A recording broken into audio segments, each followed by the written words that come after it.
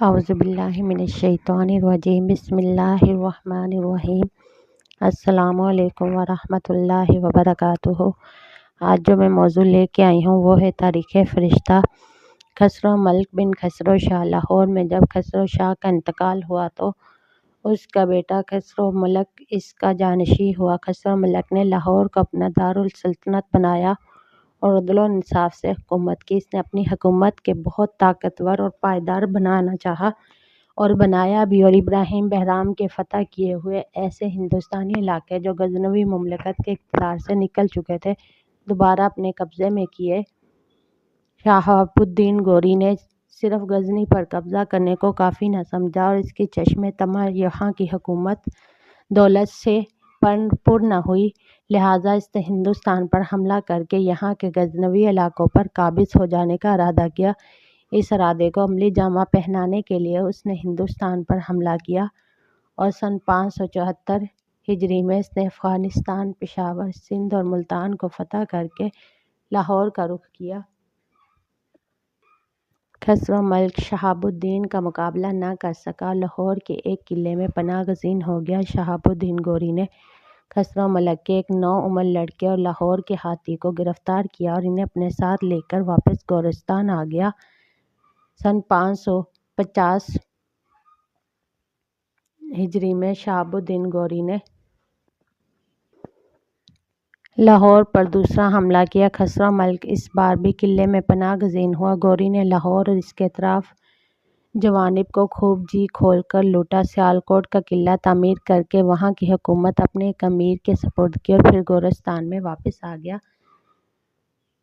سیالکوٹ کے قلعے کا محاصرہ غوری کے واپس ہوتے ہی خسرو ملک نے کھکھروں کو اپنے ساتھ ملایا اور ان کی مدد سے سیالکوٹ کے قلعے کا محاصرہ کر لیا، لیکن اس محاصرے سے قلعہ فتح نہ کر سکا اور خسرو ملک ناکام واپس آ گیا۔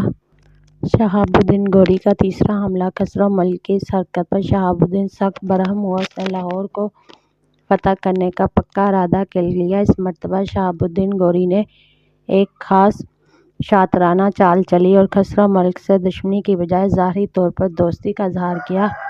شہاب الدین کی چال یہ تھی کہ اس نے خسرو ملک کو گرفتار شدہ بیٹے ملک شاہ کو 574 میں آزاد کر دیا اور اسے اپنے چند امیروں اور تمام شاہی اعزازات کے ساتھ باپ سے ملنے کے لیے روانہ کیا۔ شہاب الدین نے اپنے امیروں کو خاص طور پر یہ تاکید کر دی تھی کہ وہ ملک شاہ کو راستے بھر شراب پلاتے رہیں اور نشے میں اس قدر وسعت رکھیں کہ راستہ طے کرنے میں معمول سے زیادہ دیر لگے۔